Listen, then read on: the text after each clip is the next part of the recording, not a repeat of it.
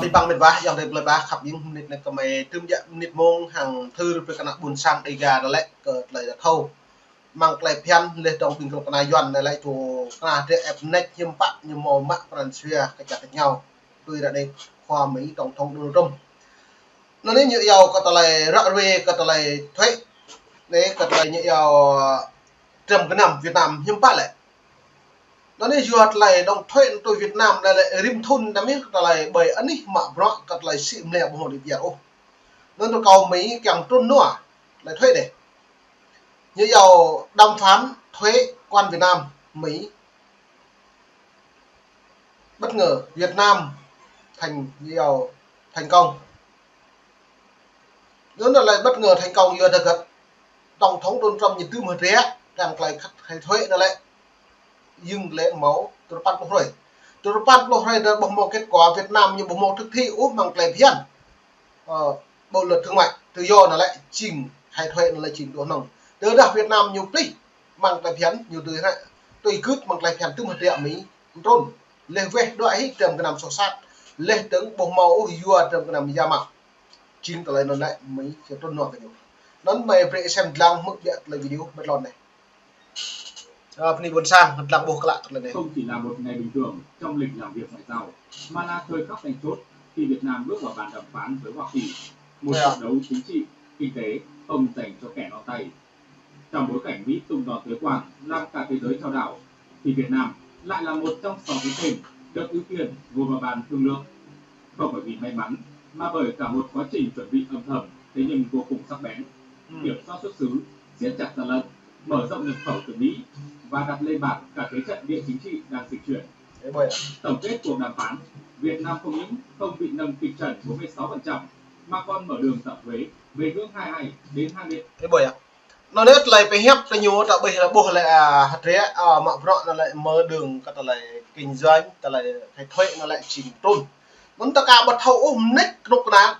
cái chính phủ Mỹ nhưng mà rõ hàng Việt Nam cả bật thầu xong tôi Việt Nam lại nhật thầu với mạng cái lại sắc bén cái lại nét cái nhiều lại chỉnh Mỹ lệ lục cái nhớ như vậy xong như thông bố phương hướng tổng thống Donald Trump mà rõ hạt rẻ cơ cái lấy kể cả lại phiền bởi anh thương mại tự do toàn cầu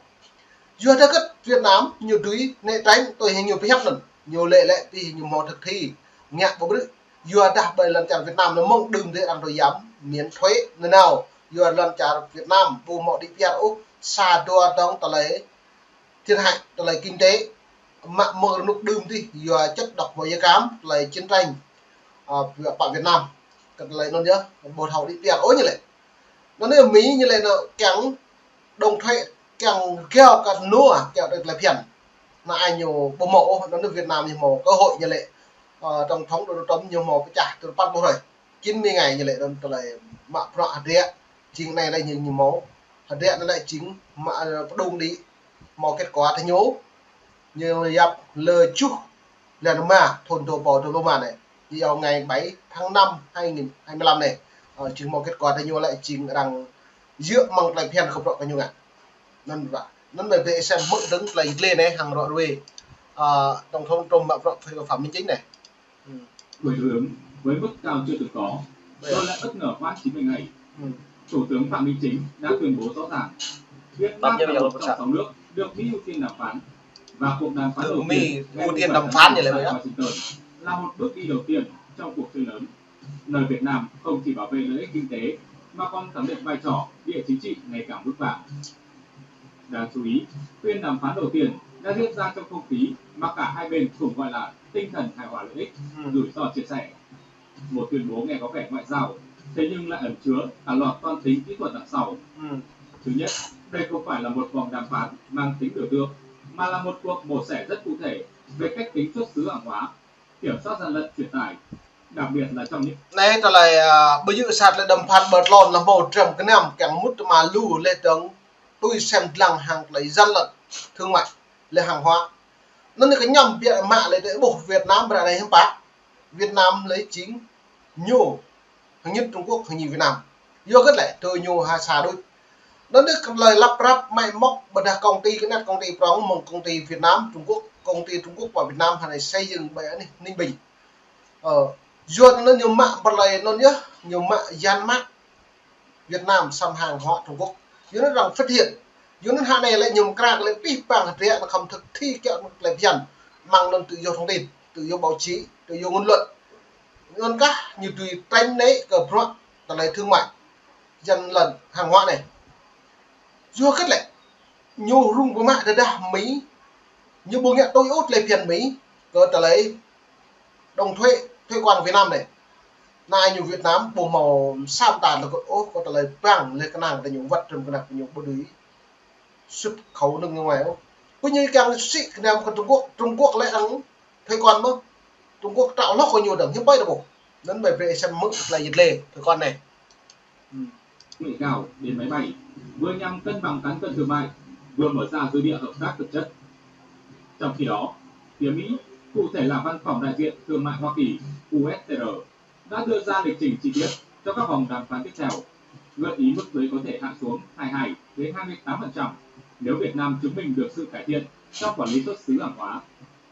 Đây là điểm then chốt, bởi từ mức thuế tạm thời 10% hiện tại, nếu thỏa thuận thất bại, Việt Nam có thể đối mặt với mức thuế cao chót vót lên tới 46%. Một mức thuế có thể đánh sập không ít chuỗi cung ứng đang là trụ sở tại Việt Nam. Chính phủ Việt nó này bộ này có pi bằng pro hạt rẻ có lời đưa ra Việt Nam bu máu nghe tôi lại bây giờ lại phiền ô lên đầu Việt Nam có tạo lốc có lớn có lời lúc chia thuế quan này nó là chịu cung ứng trở lại lưu pro mang nói mang cái pull đồ mạng pro này là nhiều rung bơm tôi Việt Nam này hàng Trung Quốc lên hàng nhiều hạn chế mà còn trở lại hàng hóa hàng nhiều với cái nhiều Việt Nam hàng Mỹ hiếm bạn bổ tới đang những bộ thực thi bộ đang lại phiền cơ địa mang thương mại lên đang mang nó là thông tin này lại trình Việt Nam nhớ bộ một hai đèn nó mất sẽ Trung Quốc ta lấy trong cái năm bộ một là nhận luôn đến tổng thống Donald Trump như từ 90 ngày cơ càng 90 ngày là càng rim trả bộ 7 là tạo xong được hiện như học thực thi từ đây một thực thi úc lại hiện như vậy việc hàng lấy rẻ lứt của phố mang nó vật trong cái năm vật lấy nó vật nuôi ở cái nhiều một mà ta như nào đấy cái chả Mỹ bộ một là chủ nó được à nó mùng này mày về xem trang một là gì lên mẹ được Việt Nam đồng thời chuẩn bị ban hành nghị định về kiểm soát thương mại chiến lược, triển khai chính sách hỗ trợ các doanh nghiệp bị ảnh hưởng bởi thuế quan, thúc đẩy hoàn thuế VAT cho các công ty, bao gồm cả doanh nghiệp Mỹ, và từng bước nâng chất hàng hóa xuất khẩu nhằm đối mặt với bối cảnh kinh tế thế giới đang đảo chiều. Do nó này là bộ pi bằng pro cả lại phiền hàng lấy đồng thuế là lại nó bộ màu bộ nhô ta bộ vô cái lại do nó nước Việt Nam đã là như rung hàng lấy đồng thuế đồng trà này tôi thì tổng thống Donald Trump đấy nhưng mà Paria tổng thống Joe Biden hàng đảng Dân chủ tổng thống Donald Trump này lại nhưng bạn lung lò nhiều với chứ pi bằng pro đừng lên một má chả là nhiều bình plum đỏ nhiều bậc càng đội chung giữa nước Mỹ lại ví dụ như tiếp dựa một lần chặn Việt Nam cũng một lại thì nước Mỹ như lại nguồn cung ứng như chặt lại do nó đã nhiều bộ mão mà cái năm một lần chặn Việt Nam và đà Trung Quốc ăn lần chặn Mỹ ở đồng trọng do cái nghiêm trọng lại nhầm họ phun được cái trả lại với Việt Nam hoặc Trung Quốc tớ ra Trung Quốc trước đó phía lên Mỹ trước khi nhớ trước trong cái năm Việt Nam như bạn lần chặn là sụp đổ lên từ kinh tế giải thị trường tiền tệ đá quý lum đà sắt thép bên này nữa Việt Nam bóng một đây thì chúng ta Việt Nam hàng Trung Quốc tôi Trung Quốc biết là lại nổi tiếng thế giới lại lận là lại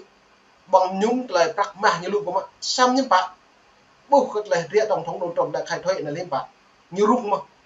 lên trong nạn buôn sang thất nghiệp luôn mà công ty lúc công ty cao cấp công ty tỷ phú thế giới tao nhé tố chứ không mà bùng một lại bạc nọ là cỡ bình pol mà rõ công nhận là một tôi hai này tôi đã bùng mày xem làng bể đi lần chặt Trung Quốc máu spam thuộc công ty này suy thoái kinh tế lên đường luôn nuôi công nhân châu công ty tầm như vừa ta cái giám đốc bùng một là bạc vừa thế có tổng thống rồng nhận nên một bà môn này mình chưa nên rồi về chơi free thì bị bằng mệt về còn từ buồn sang một nhịp môn mình đúng đứng là như thế này